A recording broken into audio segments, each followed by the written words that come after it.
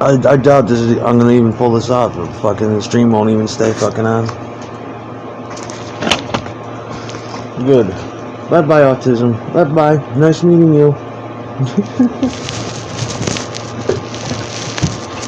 Autism. Cation-tism.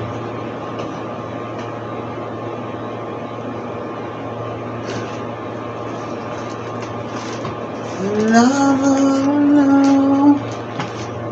I ain't got no. I'm lost in misery. Oh, baby, can't you see? Cause I'm lonely boy. Cause I'm lonely boy. Cause I'm lonely boy. Like that. Cause I'm lonely boy.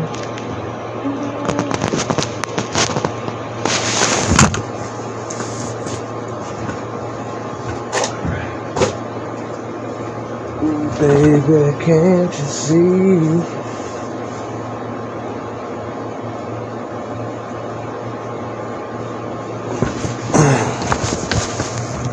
You like us some grapefruit? You like us some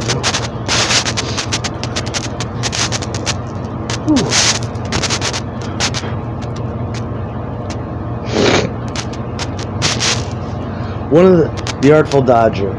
One of the main things I remember about growing up in West London in the 1960s was the corrugated iron and the odd Ford Anglia driving about. There were building sites and debris everywhere. It was like the whole place was falling down around us. And the corrugated iron was a real mouse, i.e. a fucking pain in the arse to climb over. It was 8 feet. It was 8 feet high and sharp to cut into your hands as you pulled yourself up to the top. It was almost like those builders didn't want me to get in there and develop my driving skills by hot wiring bulldozers to smash up their tea huts and those inconsiderate cunts. You didn't see a lot of film stars on the mean streets of Shepherd's Bush in those days, even though the BBC TV studios were just around the corner. So when Jack Wilde, the kid who played the Artful Dodger in Oliver, walked past the end of my road one day in late 1960s, that was always going to be something which caught my eye. I was already a bit of an Artful Dodger myself by that time. Maybe not picking a pocket or two yet, but certainly giving the odd stolen bike or brand new train set fresh from Hamley's stockroom a good home. But I wasn't looking at Jack as a criminal role model. All that interested me was the fact that he was famous. If it'd been Elsie Tanner from Coronation Street walking down my road, I'd have been just as excited. Me and a few other kids cottoned on to who he was and started following him. I suppose this wasn't anything too weird in itself, just the common reaction any 13-year-old might have to someone they recognized from film or off the TV, wanting to be as close to him as possible in the hope that some of the magic might rub off. But I always had to push things one stage further. One by one, all my mates dropped away, but I carried on trailing him, like he was Peter Pan or something. I'm not sure why now. I guess I was just more strongly drawn to that than the special quality that stardom gives to them. Jack Wilde was a couple of years older than me, but he wasn't much bigger than I was. He didn't look nothing special. He was wearing his top hat. He wasn't wearing his top hat or anything. It's just that when you're one of those kids who has that sense of yourself being trapped and maybe a bit lonely, if you see someone who seems like they've got it all sorted, you think, I guess it freaked him out a bit, especially with all that corrugated iron along the sides of the road, and that he'd never been able to escape over. Wow, that's heavy. At that time, my mates and I were first part of the first wave of skinheads, listening to Motown, ska, blue beat, loving the music of what people like Prince Buster, who we picked up from the West Indian kids who lived around us. Where's the West Indies? It's like still black people, right? Yeah, Afro-Cuban. Let's see. So if Jack had turned around to sneak a glance at me trying to look casual while he did it, he'd have seen me bowling along behind him in my Oxblood Dr. Martin boots with the space-age soles you could probably see through. I polished the shit out of my first pair of those. I have probably been wearing some nice Stay Pressed or Prince of Wales check trousers as well. And one of the Chris Ben Sherman shirts I'd go all the way to Richmond to nick from a shop called Ivy League. He probably felt quite relieved when I finally gave up the pursuit about a mile further on. In later years, I crossed a lot of lines to get close to people I thought could fix me. But I hadn't started boozing yet by this time, so I still had a few boundaries left. Jack Wilde would be off to Hollywood a short while after, but I don't think his story ended up too happily. A lot of those child stars seem to have tragic lives in the end, don't they? Fame fucks them up at an early age, but when you're busy envying someone, you never think about the fact that they might have problems of their own. As a kid, I used to have fantasies where I would imagine different parents. I'd see people in films or on TV show and I'd think, why can't I be in their family? Diana Dors, who was the kind of English Marilyn Monroe, she was one of them. I would spend ages thinking about how much better off I'd be if I was her kid. Let me be with Diana instead of these parents I've got. The funny thing is, I don't think it was a sexual thing at the time. I just didn't like my shit life, and I was looking for anything I could grab onto to take the place. It's not like I had the worst childhood ever. You hear horrific stories of kids going through way worse abuse than I did, and I hated to look like I'm trying to put myself on that level. What I do know is how much things that happened when I was a kid fucked me up still now to this day. Of course, the chemistry of everyone's brain is different, so some people might deal with a lot worse and come out fine, and others have it really easily and still feel very hard done by it. All I can tell you about is my own experiences, and given how dodgy my memory is, I can't even be sure about some of them. I ain't got a clue what my story's gonna look like once it's all been set down on paper. I haven't got any kind of agenda at the outset beyond a few things I want to set straight, and maybe hoping I'll be able to make a bit more sense out of how different stages in my life fit together. One thing I'm pretty sure of is that I'm going to come out with a whole. One thing I'm pretty sure of is that I'm not going to come out of this whole thing smelling of roses. This is like, he can't. Steve, who wrote this is Lonely Boy by Steve Jones. It's all written as like he speaks, so it's in a heavy English thing because he doesn't read or write. So most of it's just like him speaking. It reads really funny. You know that bit in the Clockwork Orange where the main guy has his eyes forced open to make him feel like every time he remembers what a rotten cunt he is? That's pretty much how writing this book is going to feel for me. Obviously, no one's forcing me to do it, and I've had my share of good times as well. But now I can't be doing with my old shenanigans anymore, and it does sometimes make me feel physically sick to think of some of the horrible shit I used to get up to.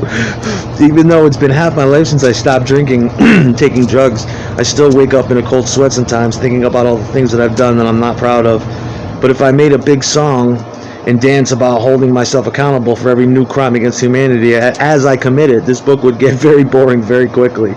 So I'm going to have to ask you to take it on trust from the kickoff that I'm trying to be a less despicable person these days.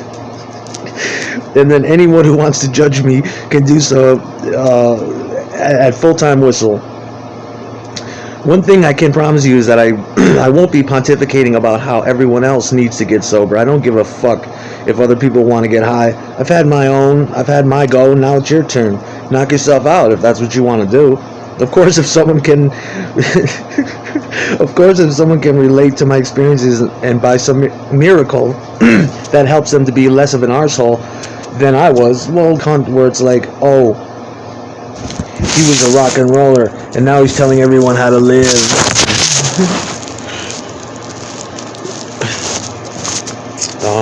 Where were we?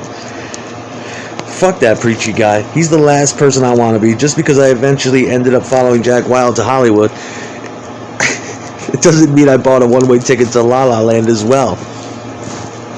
Which he kind of did, though. It'd be a few more years after bumping into the Artful Dodger till I met my own Fagin, a.k.a. Malcolm McLaren, who loved all the Dickensian shit. Charles Dickens. Once that happened, it was like old Jack had passed on the baton, and it wasn't long before our merry band of musical outlaws started picking record company pockets like there was no tomorrow. But by the time we realized that our light-fingered Svengali had spent all the loot on the great rock and roll swindle, a film explaining how the whole punk thing was his idea and how we were just a bunch of suckers who couldn't play, it turned out to be the joke was on us. And as for the annoying little brat with that great bone structure who's always asking, well, let's leave Johnny Rotten out of this for a while, shall we? He had his say a few times, maybe enough times. It's my turn now because much of the Sex Pistols couldn't have existed without John, or Malcolm, or Cookie, or Glenn, or even Sid. It was my shit upbringing that got the ball rolling. That's not me showing off, it's just a fact. Chapter 2, My Nicotine Rag. I was born in 1955, around the same time as rock and roll. Oh man, I love this part of his life. I get my sense of rhythm from my mom, Mary Jones, who was a teddy girl. So I was in her fucking womb when she was jiving down the Hammersmith Palais. Teddy girls and teddy boys, which is what my dad was, were the first in a long line of British youth cults which would brighten up the post-war years. Their name was shortened from the Edwardian style of clothes they favored, like drainpipe trousers and long draped jackets, and they were the ones who started rioting to Rock Around the Clock, which was when the film Blackboard Jungle came out. It's no wonder I've got a strong connection to all those rockers from the early days. Eddie Cochran for sure, but just not him. Up until the age of around 6 years old, my childhood was going pretty smoothly. Okay, so my dad had fucked off without hanging around long enough to say hello to me. And at the time it was a bit of a no-no to be what was still technically known as a bastard, which is a very heavy word in England. It's the word bastard in England is bigger than the word cunt here. But you really couldn't blame him, as I don't think he and my mom had been together that long when she got pregnant, and the household I live in felt quite normal, even a loving home. You might say, how does a kid know what normal is? And they've got nothing.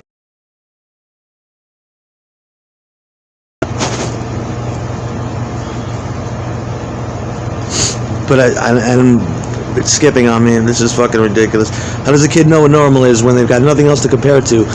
But I think they just know. I certainly did. My mom and I lived with my nan Edith and granddad Fred in a third-floor flat in Riverside Gardens, Hammersmith. It's that big brick Peabody building estate near the bridge. If you were heading out of London towards Heathrow Airport, you'd see the Hammersmith Odeon, or Apollo, as it is now, on your left as you drove west over the flyover. Then our flats would be on the right as you came down the flyover and the main road levels out.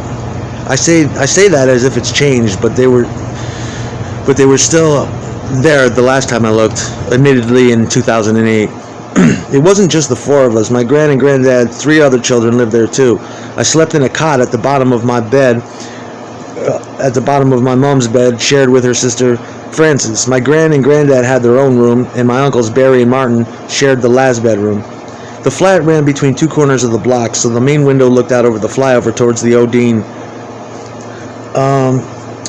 The scene of a few memorable adventures later in my life, and the other faced the opposite way. There were no lifts, so you had to walk up the stairs to get there.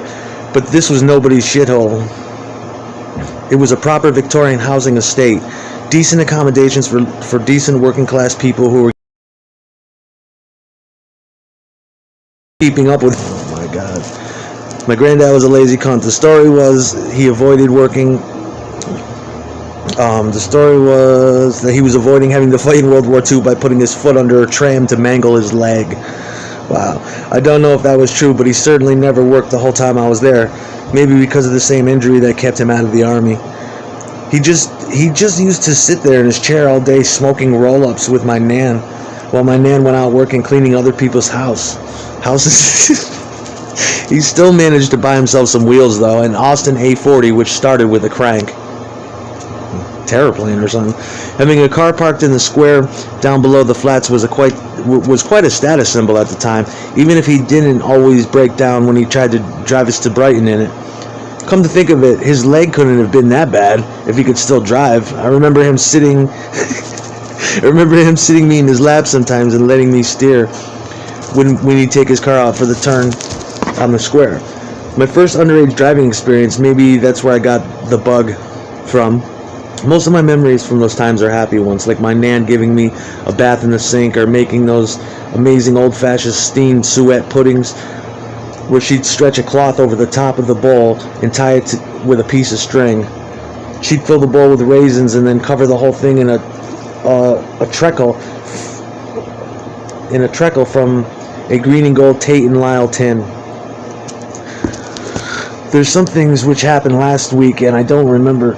There's some things which happened last week that I don't remember too well, but 50 years on, I could feel how good that pudding tasted on my tongue, as if I'm eating it right now. My nan wasn't spoiling me. She was just doing what any normal grandparent or parent, come to that, would have done. Nurturing, I suppose. It's what you call it. I don't know. I don't remember my mom so much at this point, even though she was there. The flat was pretty crowded, so it was easy to lose track of people. But it's my nan and I remembering all night cleaning and making dinners and checking to see if everyone was all right. She was great. I got the feeling that my nan had always preferred boys to girls, and as a result, her sons had probably got the lion's share of her attention. Maybe that was part of what my mom didn't like about my nan being so warm and loving towards me when I was little. I made her quite cold towards me when I was growing up. All I knew about my dad, apart from the fact that he was a teddy boy, which was how he and my mom had met, which was that his name was Don Jarvis and he was an amateur boxer from Fulham. That was the only information my mom gave me then. I think I picked up that it wasn't a subject she was too keen to talk about. Though I do remember going down to some kind of court at a very large age with my mom, was hoping to get some money out of him. I don't think she had any luck because they'd never been married and she was definitely having a good old moan outside the court about it. My family didn't like to complain, but there was a lot of laughter too. My granddad was a grumpy old sod, but he was funny with it. There was nothing weird there.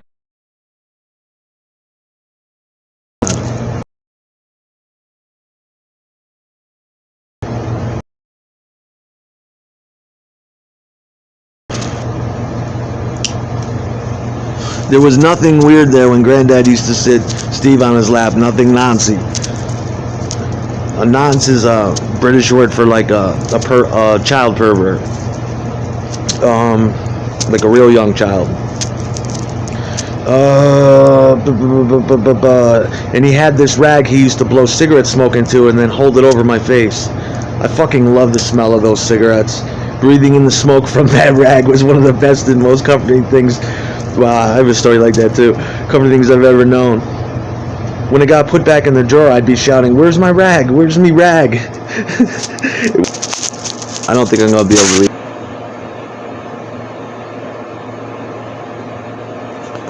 Can I read this motherfucker or what? Where's me rag? Where's me rag? It was for all occasions. I could see now this was probably the start of my first addiction.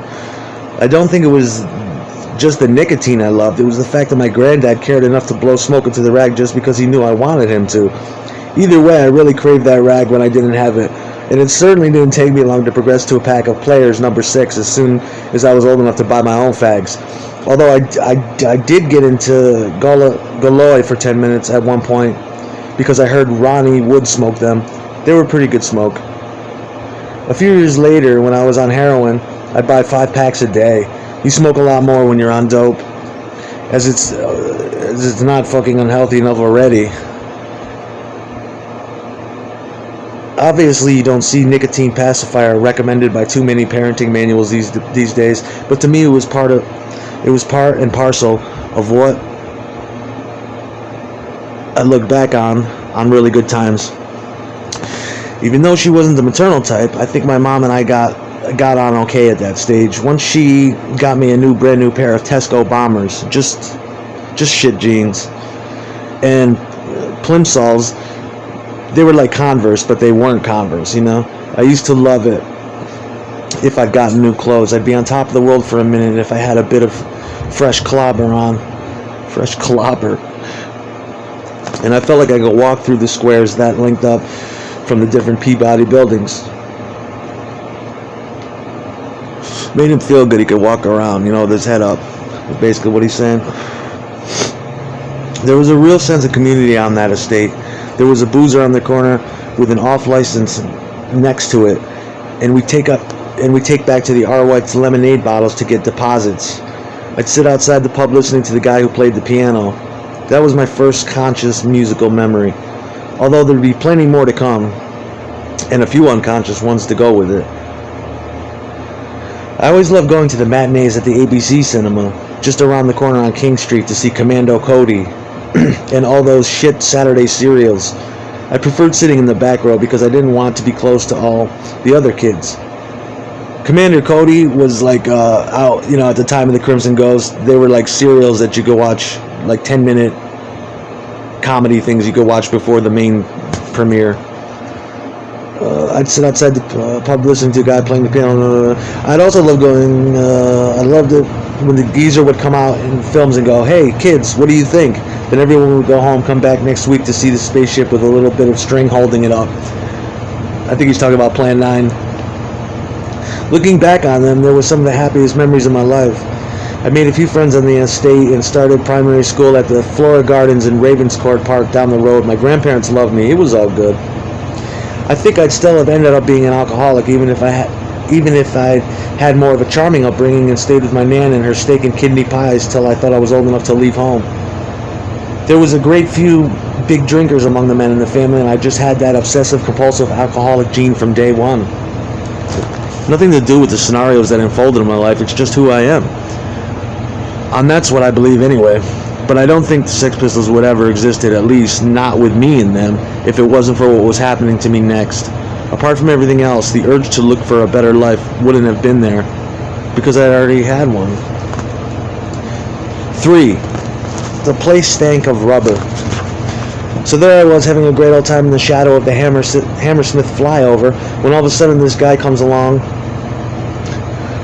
and my life takes a turn to the dark side. Ron Dambagella, as his name was, and I think my mom met him at work. She had a few part-time jobs. I remember one as a telephone girl. That meant cleaning other people's spit off the telephones in offices, which could have been a barrel of laughs, which couldn't have been. But then she got a bit more of a permanent at this factory making rubber components. I'm not sure if they were for shoes or cookers or both. Anyway, after a while, she moved to a smaller workshop under the arches right next to Flora Gardens, my first school. I think he was working in charge of that place, and I always remember the two of them working there alone, because once they got together, she used to tell me proudly, "Ron's the boss," and I used to think, "You're the only one there." But when I asked my auntie Frances about this, which I had to do because my mom and I hadn't spoken in a few years, and I wanted to make sure I'd gotten everything as accurate as possible, she told me that there were other employees as well.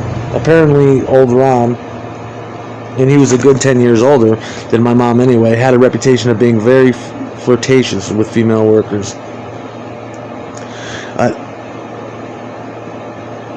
I'll have to go into a lot of detail about the things over the next few years, some of which will probably be quite different for anyone who is involved to read. But I want to say from the outset that I'm not doing this to make my mom look bad. I've absolutely no interest in coding her off, though my stepdad is a quite different matter. I understand that her life wasn't easy. She had me too young, when she was about 20. My dad had left her, and she didn't feel like there was many options.